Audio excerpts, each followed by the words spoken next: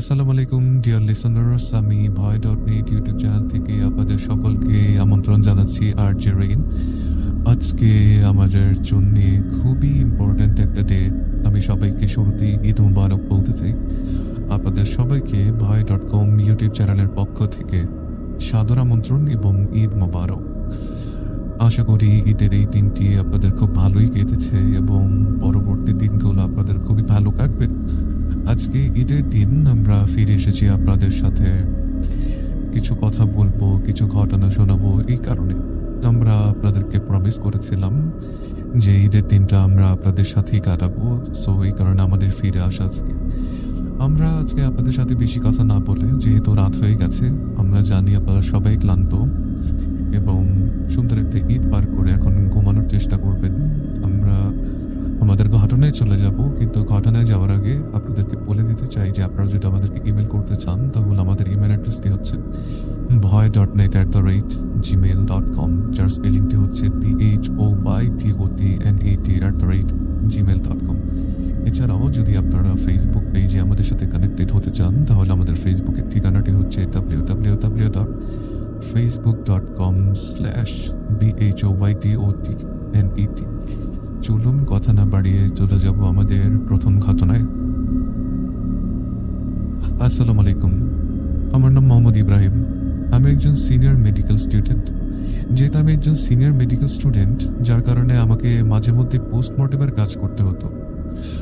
আগে পরে এই বিষয়ে অনেক ভৌতিক কথাই শুনতাম, কিন্তু বিশ্বাস করতাম না বেশি একটা। তবে সেদিনের পর থেকে আমি বিশ্বাস করতে বাধ্য হই। বরাবরের মতো ওই দিনও খুব বৃষ্টি হচ্ছিল। আমি ল্যাবে একটা কাজের জন্য যাই। আমার কাজ শেষ হতে হতে বৃষ্টি শেষ হওয়ার কোনো নামই নিচ্ছিল না, যার কারণে হচ্ছে আমি ওই দিন অফিস রুমেই থেকে যাই। এরপর সময়ে হঠাৎ শোনা গেল অ্যাম্বুলেন্সের আওয়াজ। আমি ধাই দিয়ে দেখছিলাম যে খুব বৃষ্টির মধ্যে লাশবাহী গাড়ি থেকে একটা লাশ নামানো হচ্ছে মর্গে। বেশ কিছুক্ষণ দেখার পর আমি ধাইয়ের পর্দাটা লাগিয়ে একটু রেস্ট করছিলাম। কিছুক্ষণ যাওয়ার পর আমার অ্যাসিস্ট্যান্ট আমার রুমে বাইরে থেকে নক করতে থাকে।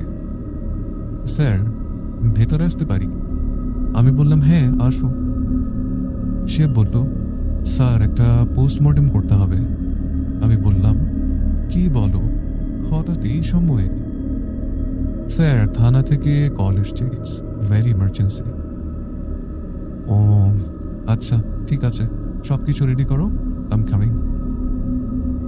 ওই দিন খুবই বৃষ্টি হচ্ছিল, যার কারণে জুনিয়র কোনো স্টুডেন্ট আসেনি। এই জন্য আমি একাই পোস্টমর্টেমের কাজ শুরু করি। এটা বলে রাখা ভালো, আমরা যারা পোস্টমর্টেম করি, আমরা পোস্টমর্টেম করার আগে ধূমপান জাতীয় কিছু না করলে আমাদের কিছু টাইপের প্রবলেম হয়, যার কারণে আমিও ওই দিন এই জাতীয় কিছু দ্রব্য গ্রহণ করি। কিছুক্ষণ পর আমি পোস্টমর্টেম রুমে যাই আর গিয়ে দেখি সব কিছু রেডি, যার কারণে আমি আর আমার অ্যাসিস্ট্যান্টকে ডাক দিইনি। আমি পোস্টমর্টেমের কাজ করা শুরু করি। ডেড বডিটা ছিল একটা পুরুষের। দেখে মনে হচ্ছে আত্মহত্যা করে মারা গেছে, তবে পুরো কাজ শেষ হওয়ার পর বুঝতে পারবো কিভাবে মৃত্যু হয়েছিল। সময় যেতে যেতে আমার পোস্টমর্টেম প্রায় শেষ পর্যায়ে। এমন সময় আমি বাহির থেকে একটা আওয়াজ শুনতে পাই। আমি একটু বাইরের দিকে তাকাই, তবে কিছুই দেখতে পেলাম না। আমি আমার হাতটা একটু এগিয়ে সেলাই করার জন্য যন্ত্র হাতে নিচ্ছিলাম। অমনি আমার চোখে লাশের মুখের দিকে পড়ে আমার চোখটা। লাশটাকে দেখে মনে হচ্ছিল লাশটা আমি কিছু একটা বলবে এমন। সাথে সাথে বাহির থেকে আরো একটা আওয়াজ আসলো। আমি চোখ থেকে চশমাটা খুলে দরজার দিকে যাই। হঠাৎ পেছন থেকে কে জানি বলল, স্যার কোথায় যাচ্ছেন? আমাদের কাজটা এখনো বাকি, কোথায় যান? আমি পেছনে তাকিয়ে কিছুটা স্বাভাবিক ফিল করি। আমি বিষয়টা মাথায় না নিয়ে সামনের দিকে আগাতে থাকি। এমন সময় আবার শুনতে পাই, ও স্যার, আপনি কোথায় যাচ্ছেন? আমার কাজটা শেষ করুন।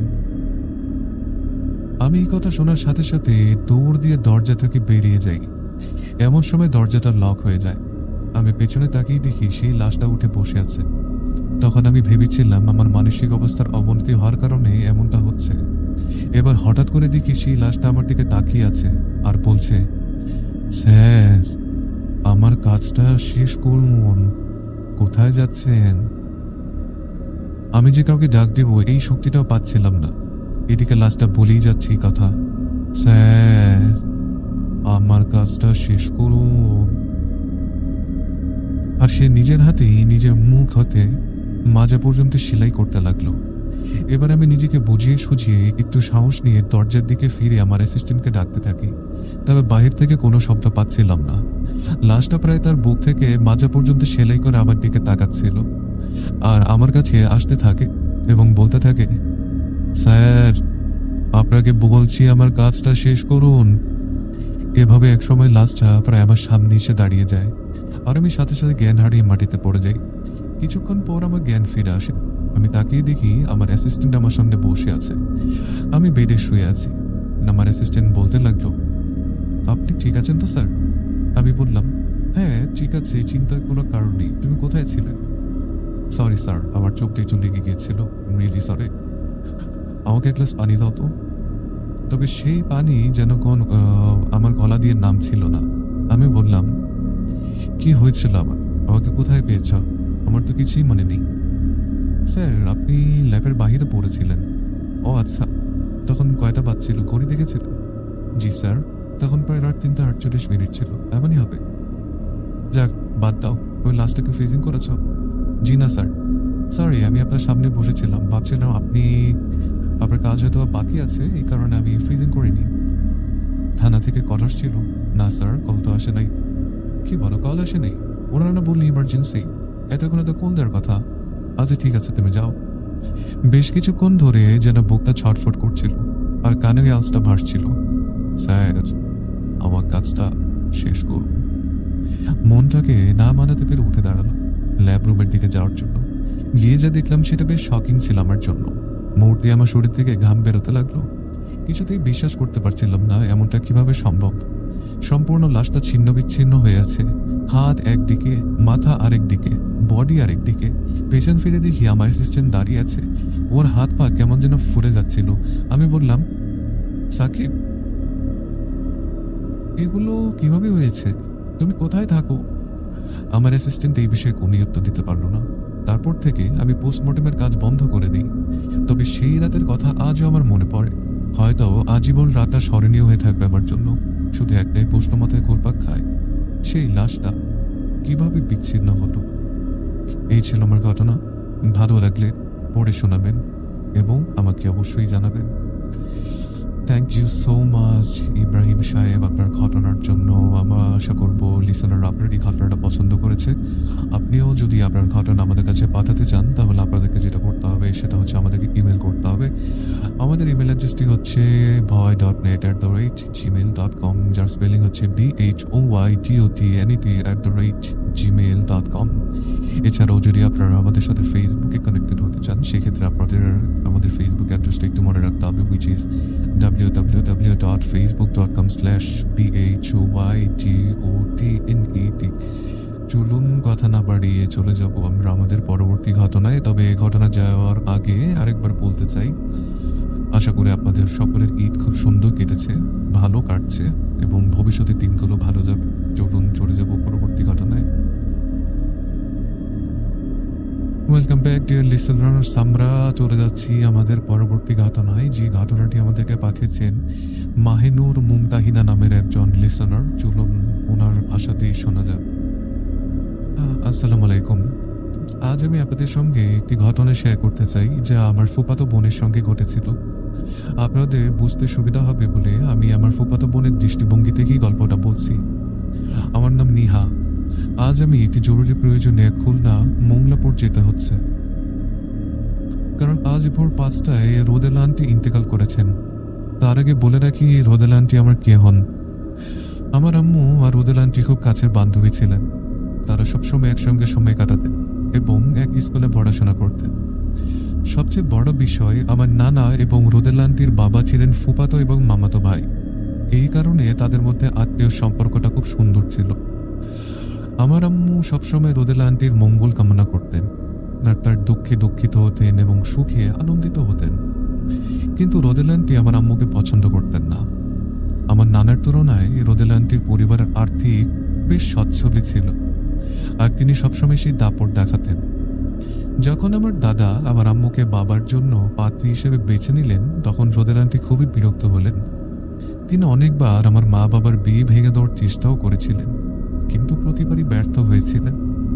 বিয়ের পরে রোদেলা আন্টি আর আমার আম্মুর সম্পর্ক আর টেকেনি আসলে। বর্তমান অবস্থা, আমরা খুলনায় পৌঁছালাম দুপুর 1:10 সময়। সেখানে গিয়ে দেখি রোদেলা আন্টির মৃতদেহ গোসল করে খাটিয়াতে শোয়ানো হয়েছে। আমার আম্মু রোদেলা আন্টির মৃত্যুতে খুবই ভেঙে পড়েন। সন্ধ্যায় তাকে পারিবারিক কবরস্থানে দাফন করা হলো। দাফনের পর লোকজন বলাবলি করছিল যে রোদেলা আন্টি মৃত্যুর আগে সম্পূর্ণ সুস্থ ছিলেন, তার কোনো অসুস্থতা বা খারাপ লাগার কোনো লক্ষণই যেন ছিল না। এটি একটি অস্বাভাবিক মৃত্যু ছিল। এই কথা শুনে আমরা সবাই অবাকই হয়ে গিয়েছিলাম। রাতে আমরা সেই বাড়িতেই থাকলাম। মরা বাড়িতে এক রাত থাকা 4 দিন থাকার সমান হয়। অনেক বাড়িতে এরকম নিয়ম আছে যে এক রাত থাকলে মানে 4 দিন থাকার একটা নিয়ম থাকে মরা বাড়িতে, এটি উনি লিখেছেন। এরকম নিয়মের কারণে আমাদের থেকে যেতে হলো। সেদিন রাতে আম্মু স্বপ্নে দেখলেন রোদেলা আন্টির কবর ভেঙে গেছে আর তিনি আম্মুর কাছে পাপের জন্য ক্ষমা চাইছেন। সকালে আম্মু এই স্বপ্নের কথা সবাইকে জানালেন, বিশেষ করে রোদেলা আন্টির স্বামীকে। ওনার নাম হাবিব তালুকদার। হাবিব তালুকদার চাচা অবাক হয়ে যান, কারণ তিনিও একই রকম স্বপ্ন দেখেছিলেন। কবরের অদ্ভুত ঘটনা। পরদিন কবর পরিদর্শনে গিয়ে দেখা গেল সত্যি রোদেলা আন্টির কবরের একদিক ভেঙে গেছে। আম্মু এবং সবাই হতবাক হলেন, কিভাবে একটি স্বপ্ন বাস্তবের সাথে এত মিল হয়ে যায়। এরপর চাচার লোক থেকে কবরটা মেরামত করালেন। আম্মু পরামর্শ দিলেন একটি ভালো কবিরাজ ডেকে আনলে সমস্যার সমাধান হতে পারে। চাচাও রাজি হলেন। ঢাকা থেকে চাচা একজন কবিরাজ ডেকে পাঠালেন। কবিরাজ সবকিছু পর্যবেক্ষণ করে আম্মুকে জিজ্ঞেস করলেন, আপনাদের কোনো ছেলের সন্তান কি মারা গিয়েছিল? এই প্রশ্ন শুনে আম্মু অবাক হয়ে যান। তারা তো এই বিষয়ে কবিরাজকে কিছুই বলেননি। সত্যি আমার জন্মের আগে আমার বড় ভাই 6 মাস বয়সে মারা গিয়েছিলেন। রহস্য উন্মোচন। আমার বাবা মায়ের ছেলেটির মৃত্যুর পেছনে রোদেলা আন্টির হাত ছিল। কবিরাজ জানালেন তিনি কালো জাদু করতেন, অর্থাৎ রোদেলা আন্টি কালো জাদু করতেন। আমার ভাইয়ের চুল এবং মুখের লালা সংগ্রহ করে তিনি কালো জাদুর মাধ্যমে আমার মাসুম ভাইটিকে 6 মাস বয়সী হত্যা করেন। এটা ছিল তার জীবনের সব থেকে বড় মহাপাপ। রোদেলা আন্টি নিজের একটি মেয়ে ছিল। মৃত্যুর সময়ে তিনি 8.5 মাসের গর্ভবতীও ছিলেন। তার পেটে একটি ছেলে সন্তান ছিল। অন্যের সন্তানকে মেরে ফেলার পর নিজের পাপে নিজের ছেলে সন্তানকেও উনি হারালেন।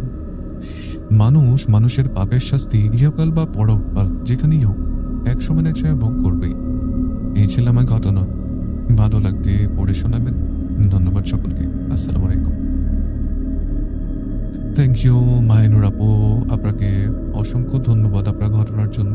আশা করি লিসনাররা আপনার ঘটনাটি পছন্দ করেছেন। It was a small story but it was a beautiful story. I hope you like it. But এখন আমরা চলে যাব আমাদের পরবর্তী ঘটনায় যাওয়ার আগে বলে দিতে চাই, আপনারাও যদি আপনার ঘটনা আমাদেরকে পাঠাতে চান then please email us at the address boy.net@gmail.com। চলুন চলে যাব আমাদের পরবর্তী ঘটনায়। Welcome back dear listeners. আশা করি আপনারা আমাদেরকে শুনছেন এবং সম্পূর্ণ সময়টা এনজয় করছেন। আমি আপনাদেরকে আজ জাগিয়ে রাখতে চাচ্ছি না। দ্যাটস ওয়াই আমরা চলে যাবো আমাদের আজকের এপিসোডের সর্বশেষ ঘটনায়। চলুন চলে যাই আমাদের এপিসোডের আজকের সর্বশেষ ঘটনায়। আসসালামু আলাইকুম, আমার নাম আদামিন। আমি কখনো জিন পরি সামনাসামনি বা সচক্ষে দেখিনি, কিন্তু জিনের অস্তিত্বের প্রমাণ খুব ভালোভাবেই উপলব্ধি করতে পেরেছিলাম আমার মামার সুবাদে।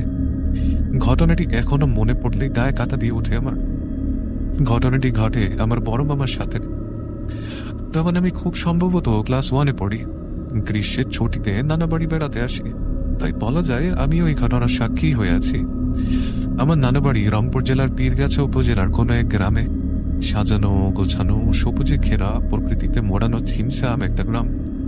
প্রত্যন্ত অঞ্চলের গ্রাম হওয়ায় মানুষের সংখ্যা খুব কমই ছিল। এছাড়া এখান থেকে বাজার প্রায় 3 থেকে 4 কিলোমিটার দূরে হওয়ায় সন্ধ্যা হতেই তখনকার সময় রাস্তাঘাটে মানুষজন আর গাড়ি ঘোড়া একদমই দেখা যেত না। সেদিন ছিল জ্যোৎস্না স্নাত রাত। তখন প্রায় 11টা বাজে রাত। আর তখনকার সময় রাত 11টা মানে গভীর রাত। চারদিক নিস্তব্ধ, রাস্তাঘাটে মানুষজনের ছিটে ফোটা নেই। মামা রাস্তা থেকে মোটরসাইকেল করে বাড়ি ফিরছিলেন। গ্রামে ঢোকার 2টা রাস্তা, একটা হলো আমবাগানের রাস্তা, আরেকটি হলো বটতলা দিয়ে যাওয়ার রাস্তা। আমবাগানের রাস্তা দিয়ে গেলে সময় একটু কম বেশি লাগবে, এই ভেবে মামা বটতলা রাস্তা দিয়ে যাওয়ার সিদ্ধান্ত নিলেন। দিনের বেলাতেও এই রাস্তা দিয়ে মানুষের চলাচল খুবই সীমিত ছিল, সেখানে মাঝরাতে এই রাস্তা দিয়ে একা চলাফেরা করা আসলে একটা সাহসী পদক্ষেপই বটে। রাস্তার নাম বটতলা, কারণ রাস্তার শুরুতে শতবর্ষী এক বিশাল দানবাকৃতির বট গাছ দাঁড়িয়েছিল। এককালে এই গাছ নাকি বিশাল বিশাল বন বাদুড়ের বাস ছিল, মাঝে মাঝে বানরও দেখা যেত। এই গাছের নিচে 2-3টি টিনের বাড়িঘরও ছিল, এখনো আছে, কিন্তু কেউ স্থায়ীভাবে আর থাকে না কোনো এক অজানা কারণে। মামা যখন বটগাছটা অতিক্রম করছিলেন, ঠিক সেই সময় কোথা থেকে একটা বিড়াল মোটরসাইকেলের হেডলাইটের কাছে এসে ঝাঁপিয়ে পড়ে। সাদা ধবধবে একটা বিড়াল, হয়তো বটগাছের কোনো ডাল থেকে পড়ে গিয়েছিল। মামা কিছুটা অপ্রস্তুত হয়ে যান এবং বিড়ালটার উপরে খেপে যান। এরপর বিড়ালটাকে চলন্ত গাড়ি থেকে ছুঁড়ে ফেলে দেন। শুনতে খারাপ লাগলেও মামা এটাই করেছিলেন। বটের তল পার হয়ে এখন যে রাস্তায় মামা এসেছেন সেটার বর্ণনা একটু বলে নেই। রাস্তার দুপাশে বড় বড় সারিবদ্ধ অনেকগুলো ইউক্যালিপটাস গাছ, দুদিকে ফসলি জমি, দুই একটা বড় বড় বিল। কিছু দূর যাওয়ার পর মামার গাড়ির সামনে হঠাৎ করে আবার সেই সাদা বিড়াল চলে আসে। এবার মামা বিরক্ত হয়ে বিড়ালটাকে পাশ কাটিয়ে চলে যান। কিছুক্ষণ পর মামা বাড়িতে পৌঁছে যান। মামার ঘর নানার ঘর থেকে অনেকটাই দূরে ছিল। এই ঘরে জোরে শব্দ করলেও ওই ঘরে শোনা যেত না, এমনটাই দূরত্ব। খাওয়া দাওয়া এবং কিছু কাজ সেরে মামা ঘুমাতে চলে গেলেন। ঘুমিয়ে পড়লে ঘুমের মধ্যে মামা অদ্ভুত একটি স্বপ্ন দেখতে পান। তিনি দেখেন সেই সাদা বিড়ালটাকে। বিড়ালটা অদ্ভুত ভয়ানক একটি সুরে কাঁদছিল। এটা দেখে মামার ভয়ে ঘুম ভেঙে যায়। এরপর আর মামা ঘুমাতে পারেন না রাতের বেলা। প্রায় 1 ঘন্টা কেটে গেলেও আমার মামার ঘুম আসে না চোখে। এরপর মামা হঠাৎ খাটের নিচ থেকে বিড়ালের আওয়াজ শুনতে পান। বিড়ালটা অদ্ভুত সুরে কাঁদছিল, ঠিক সেই স্বপ্নের মতো। আর মাঝে মাঝে কারো কার সাথে ঝগড়া করার মতো প্রলাপ বকছিল, যেন কারো উপর সে খুব ক্ষুব্ধ। মামা বুঝতে পারেন এটা কোনো সাধারণ বিড়াল নয়, খারাপ কিছু হতে পারে, এই আন্দাজে মামা করেছিলেন। বিড়ালটার প্রলাপে সারা ঘর যেন ভারী হয়ে ওঠে। সারা ঘরে এবার একটা বিশ্রী গন্ধে ভরে যায়। মামা এবার আর সহ্য করতে পারলেন না। ভয়ে ভয়ে বিছানায় শোয়া অবস্থাতেই খাটের নিচে উকি দেন। মামা দেখতে পান খাটের কোনায় 2টি উজ্জ্বল চোখ জ্বলজ্বল করছে। সেই চোখ যেন অভিমান, ক্ষোভ, রাগ এবং মারাত্মক পরিমাণ হিংসেতে ভরা।